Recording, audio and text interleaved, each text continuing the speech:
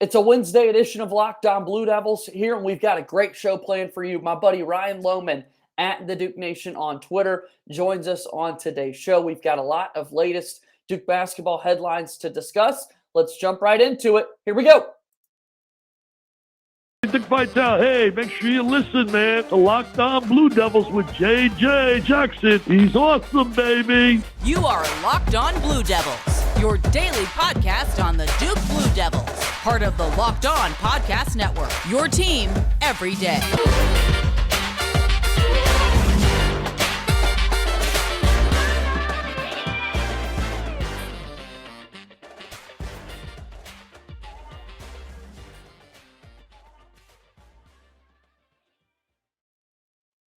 Hello, everybody, and welcome into another edition of the Locked On Blue Devils podcast. My name is JJ Jackson. It's so good to have you here with us on today's show. You can follow the show on Twitter at LO_Blue Devils and follow me on Twitter at _JJ_Jackson_. We've got so much to discuss with my buddy Ryan Lommen at the Duke Nation on Twitter on today's program. Let's jump right into it as we welcome him here into the show. Ryan, it's always fun to catch up with you. Our conversations always spark a lot of engagement amongst the Duke basketball community. So I'm glad to have you back here on the show with me, man.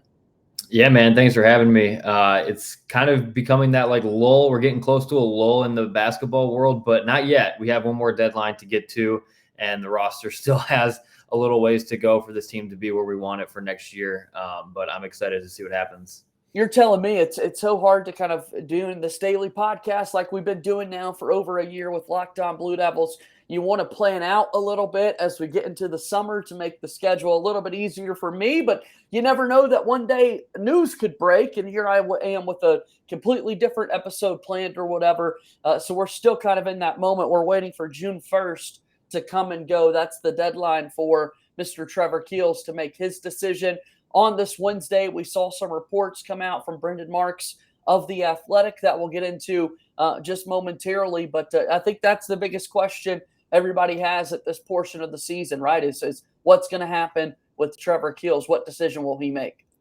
Yeah, and right now, I think yesterday I tweeted it out. There's kind of like four scenarios that Duke has going into this summer, and I mean, I can lay them out right now. It's either Trevor Keels comes back and Duke has their starting five, and I think their roster is then set, in my opinion. Granted, there could be some walk-ons or some bench players or practice players that join the squad later this summer, but it's either Trevor Keels comes back and the roster's set, Trevor Keels stays in the draft, and then we get a transfer like AJ Green, who is currently in the draft process, and he withdraws and commits to Duke.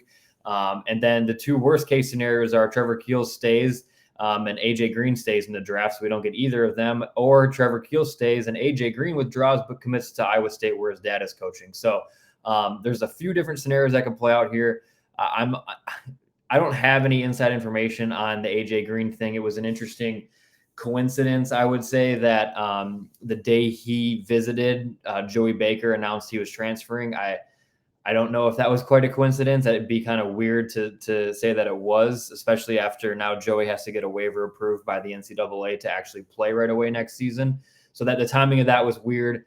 I'm in the crowd that says that AJ is waiting to see what Keels does. If Keels stays in the draft, he'll commit to Duke. And if Keels comes back, then he'll pull out and go to Iowa State. I really don't see a world where AJ Green stays in the draft. I think he can do a lot by improving by going to an Iowa State or Duke who play in power conferences. So that's really what we're waiting for, man. It's Trevor Keels. And I'm not getting my hopes up that Keels comes back. I've been on the wagon that says he's not coming back for a while now.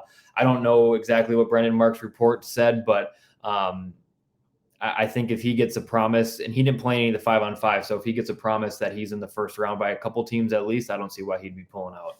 Yeah, it's look, this is the big decision we're waiting for. Like I said, June 1st, that deadline comes, and I think those four scenarios, you did lay it out perfectly. Like, here are all the options. Here are the combinations of two basketball players staying and going to the Duke team and what the roster could look like after that. The Athletic is where Brendan Marks works, of course. He's a friend of the program. He's been on the show very recently. Watch our show back on YouTube and leave it a like. We'd appreciate that. And leave this video a like while you're at it as well. He had a quote in there from multiple NBA evaluators at the Combine, one in particular highlighted by The Athletic, where an NBA evaluator said 100% he should go back. He'll be a G League guy if he doesn't. So a couple of people at the NBA level not in favor necessarily of Trevor Keels going to the NBA draft process. However, the tone of the reporting from Brendan Marks does feel like you're saying, and like I've been saying on the show, that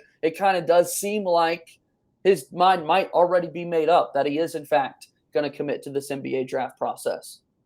Yeah, and the tough thing for these guys is, first of all, it's a life-changing decision whether you stay or go, but there's no kidding. This process is so long that if you declare that you're going to the NBA draft and you're doing workouts and stuff, and you start hearing things that, you should stay in the draft. We're going to pick you at this spot in the first round or something. You start hearing things along the way, and then you get to the combine and maybe some things change.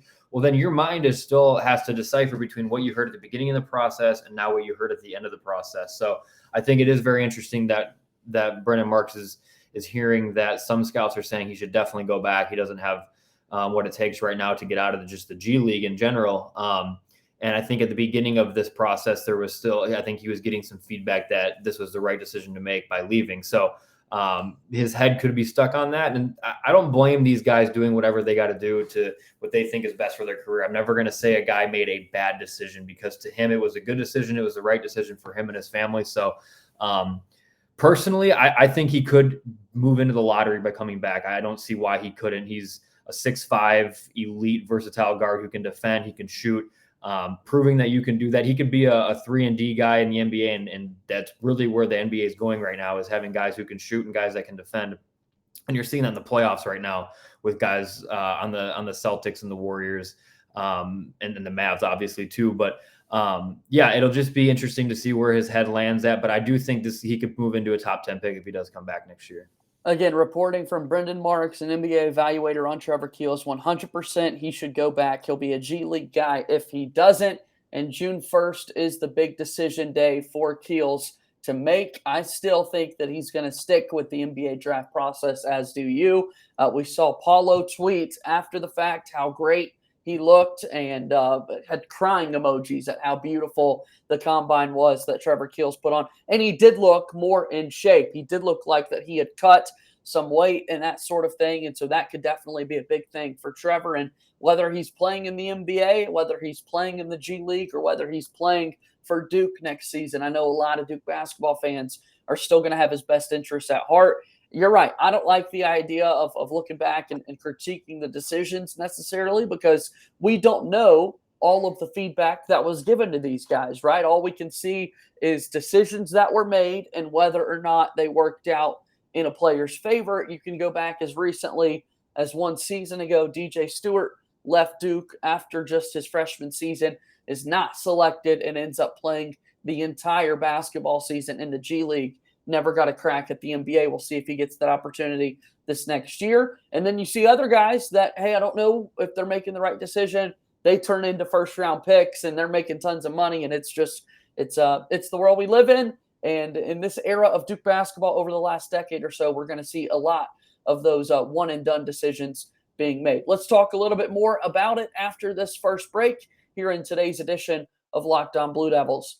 Our show today of Locked On Blue Devils is brought to you by Rock Auto. With the ever-increasing number of makes and models, it's now impossible for your local chain auto parts store to stock all the parts that you could need. Sometimes you walk into the store and the person behind the counter is looking on their computer for parts that your car needs. You could just be doing this by yourself on your own computer, not wasting your time, but by going to Rock Auto to check out all of their options. Save time and money when using Rock Auto. It's a family business serving do-it-yourselfers for over 20 years. Rock Auto prices are reliably low for every customer. They have everything you could need, from brake parts, tail lamps, motor oil, and even new carpet. Go explore their easy-to-use website today and find the solution to your auto parts needs. Go to rockauto.com right now and see all the parts available for your car or truck. Right, Locked On Blue Devils in their How Did You Hear About Us box, so they know that we sent you. Amazing selection, reliably low prices, all the parts your car could ever need. Visit rockauto.com. Welcome back into this Wednesday edition of Locked On Blue Devils. JJ Jackson hanging out with my buddy Ryan Lommen at the Duke Nation on Twitter. Be sure to give him a follow over there. I do want to talk a little bit about the A.J. Green dynamic as he comes over to Duke after the official visit. He gets a crystal ball projection in favor of the Duke Blue Devils. And just off the jump, Ryan, in our conversations that we've had, I know that I didn't necessarily think that this would go in Duke's favor with him ending up a Duke Blue Devil, but it really does seem like Duke did their job on that official visit, and A.J. Green walked away really impressed. Yeah, the tough thing, and we've seen it in recent years with guys who Duke are going after with dads on other staffs, with the most recent one being Patrick Baldwin Jr. going to Milwaukee where his dad coached. And for a long time, Duke was expected to be the favorite there. And then that goes sideways quickly. So this is kind of another one of those situations. And even some of the national media have commented on how it's hard to recruit away from family. And I don't see why this is that much different. It seems like it went well, but I still think it goes back to what I said earlier. I think A.J. Green's waiting to see what Keels does. In my opinion, I could be wrong, but it's difficult to recruit away from a guy's dad who is a coach at a staff, and especially a staff like this isn't Milwaukee. I think that was a really good job by Baldwin Jr.'s dad to get him there, and that's a whole nother conversation about that, his choice of school and where he's going with his career. But this one will be even more difficult, I think, just because Iowa State plays in the Big 12. They were a tournament team last year, I think even a Sweet 16 team, if I remember right.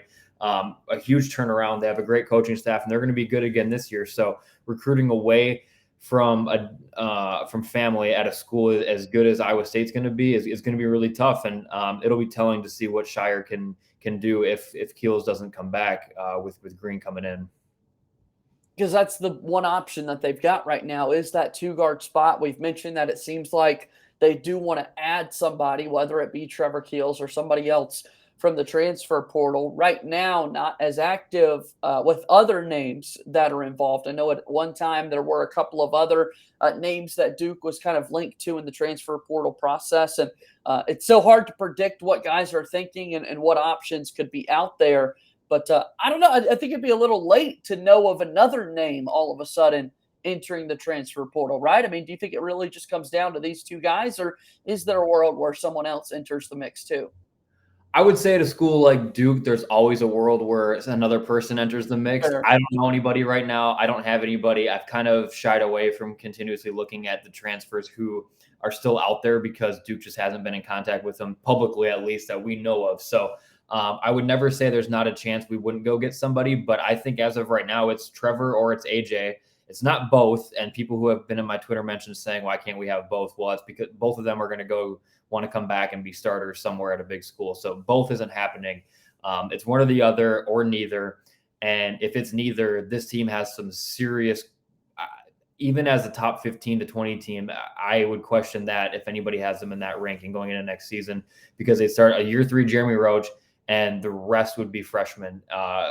You lose Joy Baker, so it'd be Jeremy Roach, probably Jaden Schutt, and then it would be Derek Whitehead, Filipowski, and Derek Lively. I mean, great players, don't get me wrong, but I just think you start 4 freshmen and your 2-guard, who is, I think Jaden Schutt is going to be a great college player eventually. I don't know if he has it in him right away, but that's cause for concern for Duke fans if Duke swings and misses on Keels coming back and then A.J. Green as well. So I hope there's still a chance that somebody else would be out there. But as of right now, I don't know a name that we'd be able to go get who would make that big of an impact as Keels or Green going into next season.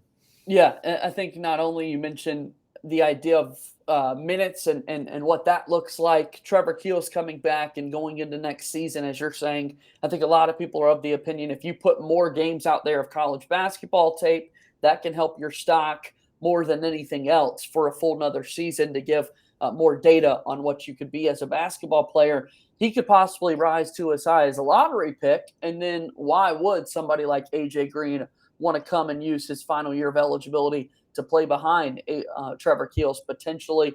Although don't get me wrong, this is a 2-time, not one, but 2-time Missouri Valley Conference Player of the Year. And that's a really good Group of 5 basketball conference that gets things done and finds themselves with several tournament teams each and every season. So big decisions coming for sure. In terms of the roster, Caleb Foster is another name that a lot of people keep bringing up, the idea of him possibly reclassifying. But we saw a few days ago that he announced he'll play his final year of high school for Notre Dame High School in Sherman Oaks, California. So it does not look like Caleb Foster will be coming to Durham a year early. It seems like he's going to be staying in high school and then wait one more season to come to Duke.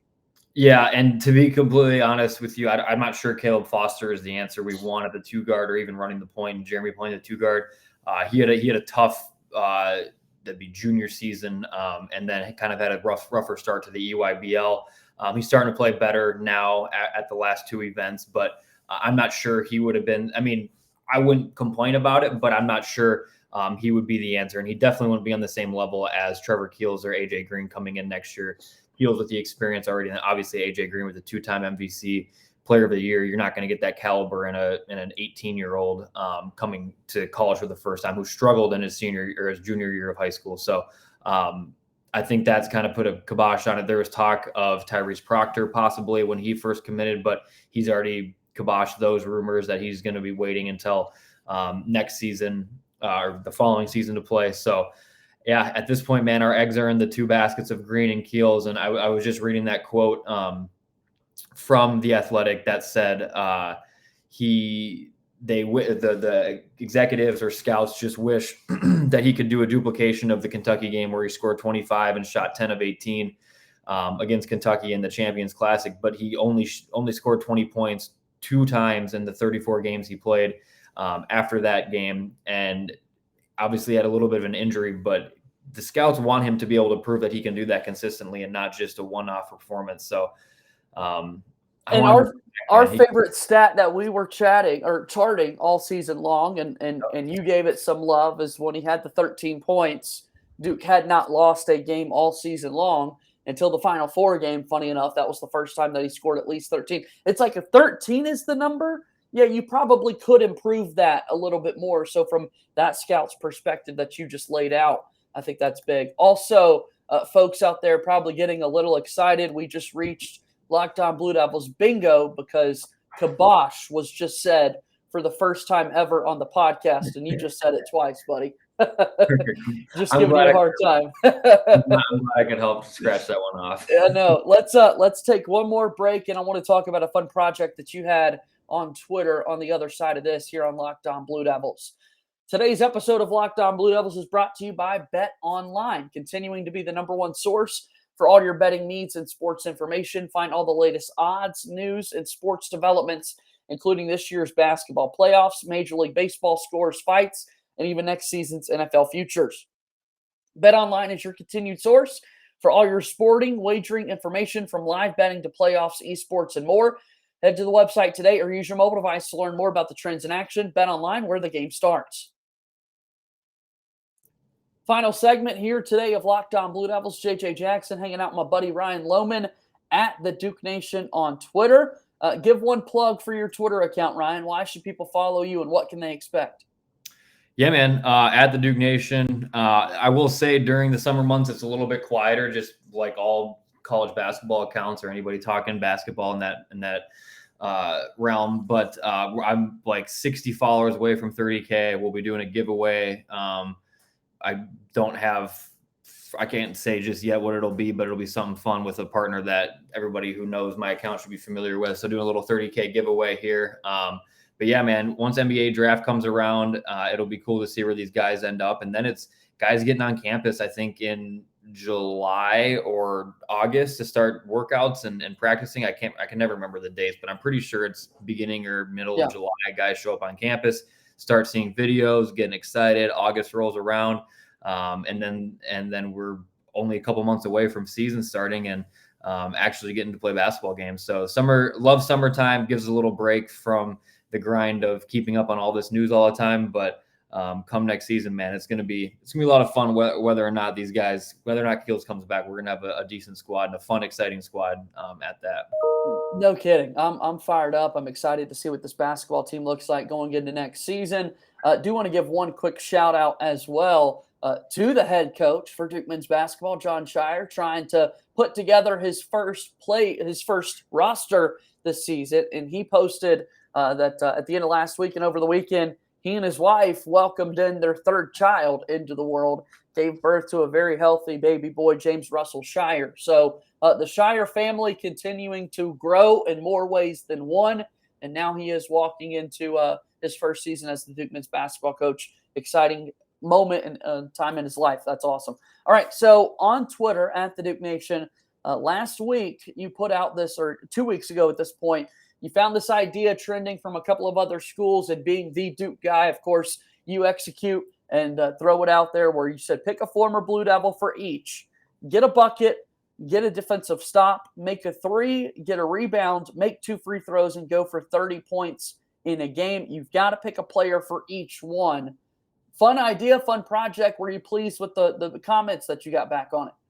Dude, that was phenomenal. Actually, it was a lot of fun to see people's choices. And then I did another one that had to do with, like, a week later, I did another one around favorite player of all time, greatest player of all time, best defender. I went through a bunch of those, and the engagement was outstanding. That was really cool. Very, very differing opinions across different generations of Duke fans. You could definitely tell the difference between the guys who started watching in the 80s and 90s to the kids who started watching in the Zion Williamson era or just before that. So a lot of people, and I do appreciate the fact when Duke fans can come out and admit when they are recent fans. Like, there were some guys who were like, yeah, I didn't see even JJ Redick or Nolan Smith or John Shire play. I only know the 2015 team and beyond. So I appreciate when people can admit that. I'm not gonna. I was born in '92, so I was after the start of the Coach K era.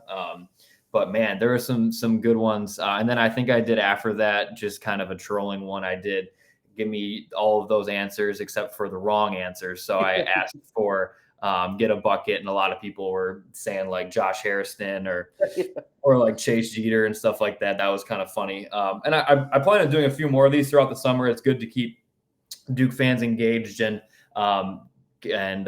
interacting with one kind of but yeah, did you? I don't know if I saw you fill one out. Do you have? I hadn't yet. And that's I wanted to kind of be able to do this verbally and make for good podcasting. So that's kind of why I brought you on and didn't do anything until I put this out on the interwebs. But I wanted to ask you, when looking at these prompts: get a bucket, get a defensive stop, make a 3-pointer, get a rebound, make 2 free throws, go for 30 points in a game. What was the most difficult of those for you to make your mind up on? Ooh, that's a really good question. Probably between defensive stop and rebound were probably the tough ones for me, strictly because getting a rebound, there's just so many people, there's so many guys that we've had in the past who, like, you could go as recently as Mark Williams, who's just a 7'2" freak who maybe didn't put up the numbers, but then there's also guys like Zion Williamson, Sheldon Williams, who is the all-time leader. You have guys that go back into the 90s. I think that one was tough. And then the defensive stop, we have guys like Battier, Trey Jones. I mean, even guys recently, I just said Trey Jones. Yeah, so Trey Jones, Shane Battier. I'm trying to find some other ones that people were naming because off the top of my head, I can't think of any.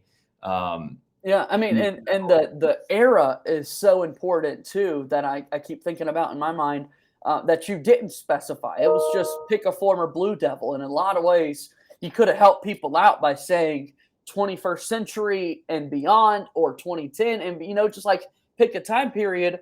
But you're so great. You're like, you know what? Everybody's eligible. And then that's what makes the decisions so difficult. I think when you talk about the defensive stop, I think when you start with Battier and Sheldon Williams, I think those are two pretty good guys to have there. Yeah, and the caveat that made it tough was you had to pick a different player for each. So like you could only have JJ Redick either hitting those 2 free throws or going for 30 points or making a 3-pointer.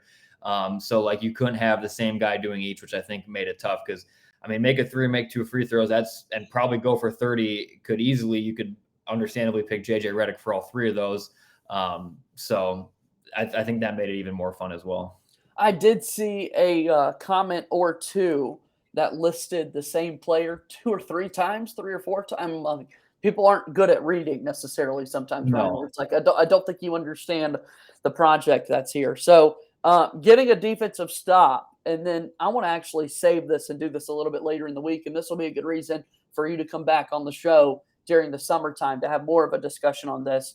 It's hard to look past the two guys I named. Shane Battier being a 3-time National Defensive Player of the Year. Like, I can't grasp my mind around that 3 different times you were a National Defensive Player of the Year. And then Sheldon Williams, because Mark Williams, his defensive season this year was so incredible. His block rate was so astronomically high if you look at Ken Palm and advanced stats and that sort of thing. And then you realize that he was 1 block shy of Sheldon Williams' 3rd best season at Duke. In single season blocks, Sheldon Williams is 1st, 2nd, and 3rd, and then Mark Williams. Like, those two guys, I don't know how you have another name outside of those two guys.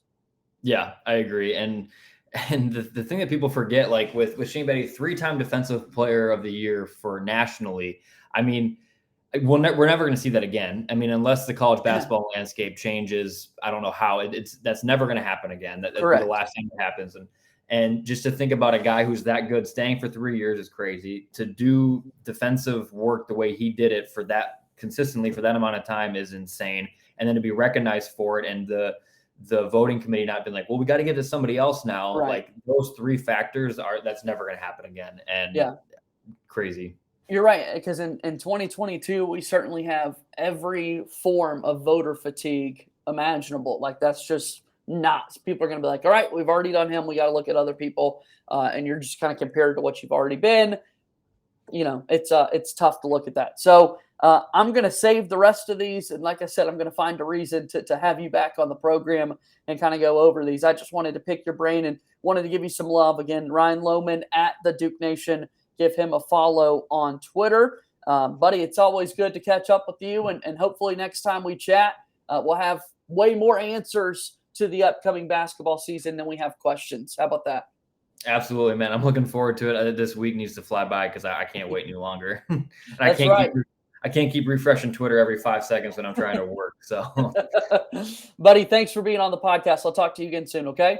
Sweet. Thanks, JJ. Have a good one, man. All right. That's Ryan Lommen, my buddy at the Duke Nation on Twitter, joining me on the podcast here today. Yeah, go check that out. It was back on May 10th, picking a former Blue Devil for each of those categories. I'll save mine for another podcast in the future. Be sure to follow and subscribe to this podcast right now, wherever you get your podcasts. And also like this video on YouTube, share it on YouTube, subscribe to our YouTube page. It means the world when you take the time to do that. Thanks so much for listening. As always, go Duke. I'll talk to you tomorrow. My name is JJ Jackson. Thank you and good day.